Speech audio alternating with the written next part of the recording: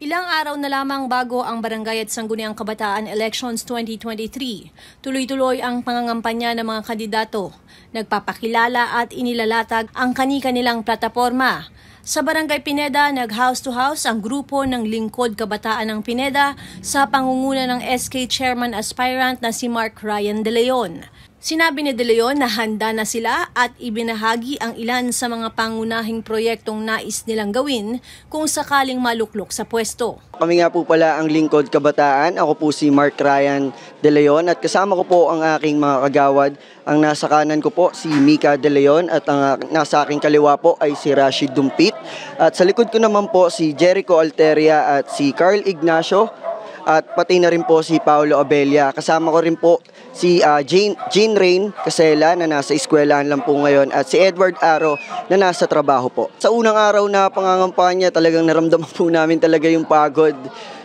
Medyo nabigla po kami pero masaya naman po yung pag-iikot na ginawa namin.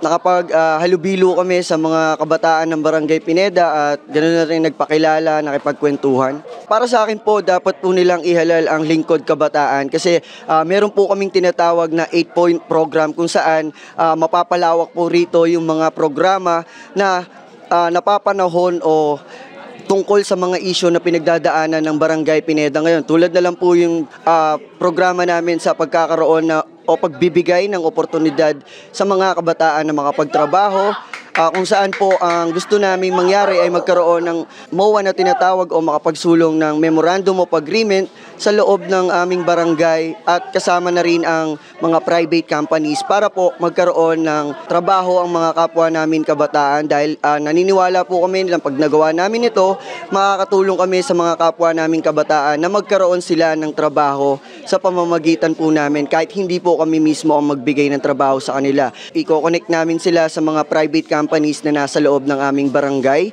Pangalawa din po, hangad din po namin na magkaroon ng negosyo, specifically yung mga solo parent o yung mga kabataan na may pamilya na. Hindi naman po siguro lingid sa kaalaman ng lahat na marami na pong kabataan na may mga pamilya na at nagsarili ng po ng buhay. Kaya po sila po yung gusto naming tulungan na magnegosyo and dito po sa pagnenegosyo na to gusto namin magkaroon sila ng puhunan kung saan po ito ay popondohan ng aming team or ng SK kung sakaling kami man po ang palarin. Pero hindi po yun ganun kadali ibibigay ng aming team kasi gusto po namin magkaroon ng seminar unang-una tungkol sa pagnenegosyo. Paano ba magnegosyo? Paano ba humawak o mag-handle ng sustainable na negosyo?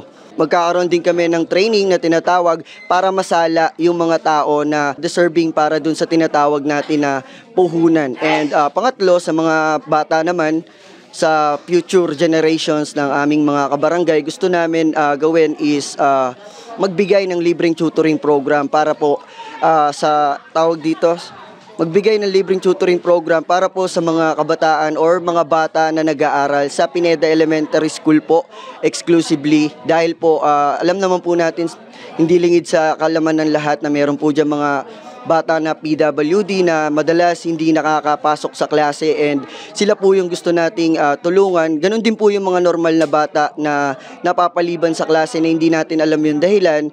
Sila po yung gusto natin tulungan. Dito po kasi sa tutoring program na tinatawag ay magkakaroon po kami ng parang balik-aral po itong tinatawag naming tutoring program. So kung ano man po yung namintis ng isang bata sa kanilang mga pinag-aralan, ayun po yung ituturo sa kanila para po makahabol sa kanilang normal na klase. Pang-apat po pala is yung tungkol sa mental health naman po. Meron pong nilunsad kasi yung Pasig City Hall na tinatawag na USAP, which is yung ugnayan sa Pasig.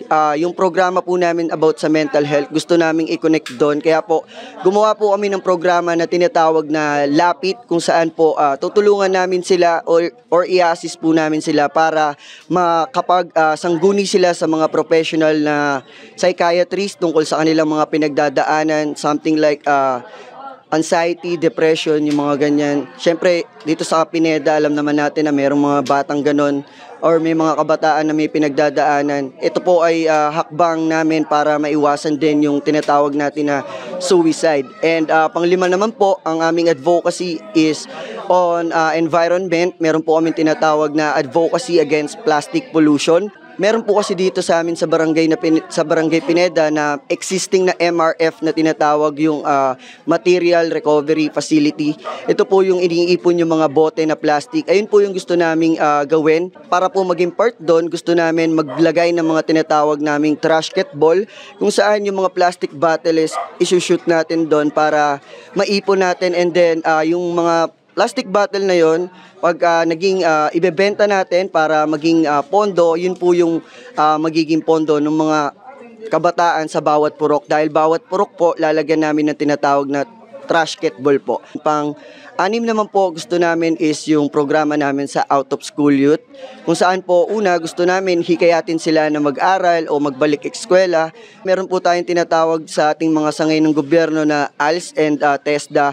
Yun po, sa mga gusto mag-aral, gusto naming gustong bumalik sa pag-aaral pero tinatamad na sa mga academic, gusto namin gawin is ipasok sila sa TESDA, dahil sa TESDA ang pag-aaralan mo dyan is skills. So after dyan, mapapakinabangan mo na yung natutunan mo. And if you want naman na academic, meron tayong tinatawag na ALS dyan, or yung Alternative Learning System.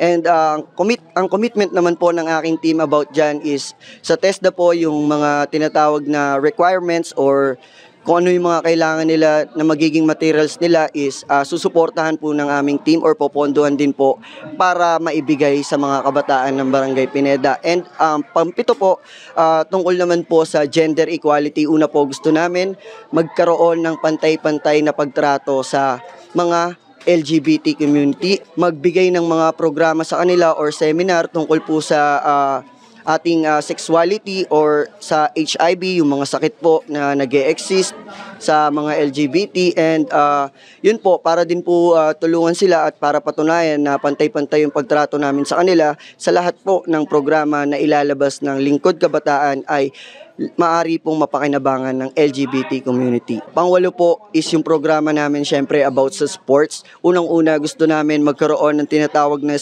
sports clinic program, kung saan dito aalamin natin ano pa ba yung ibang nilalaro ng mga kabataan. Ano pa bang sports yung mga nilalaro nila bukod sa basketball.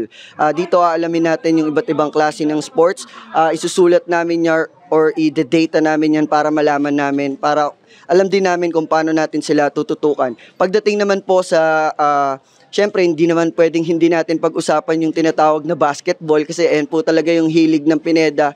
And pagdating po dyan, sa paliga naman po, gusto naming mas gawing exciting, gusto naming dagdagan pa ang saya sa Barangay Pineda. Kaya po lalagay po kami ng mga tinatawag namin na personal awards, magdadagdag po kami. Ayun po, yung unang 8 programa na gusto namin gawin. And gusto ko lang din po ipaalam na ito pong mga programang na to ay open po sa lahat ng kabataan ng Barangay Pineda. Ibig sabihin po, ito po yung aming priority, pero kung gusto po nilang dagdagan or kung may suggestion po sila, open na open po kami dyan para sa ikabubuti ng lahat ng taga Pineda. And yun po yung mga programa, and yun po yung tingin kong dahilan kung bakit kami yung kailangan yung iboto at ang team ko, dahil bago po namin binuo ito, bago po kami nabuo, binuo po namin itong mga programa nito na magkakasama at para sa lahat po. Sana po, suportahan nyo po kami at iboto. And para sa amin din po, pagkakaisa pa rin sa kabila ng pagkakaiba. Ako si Luan Peñano para sa latest ng iNews Pasig.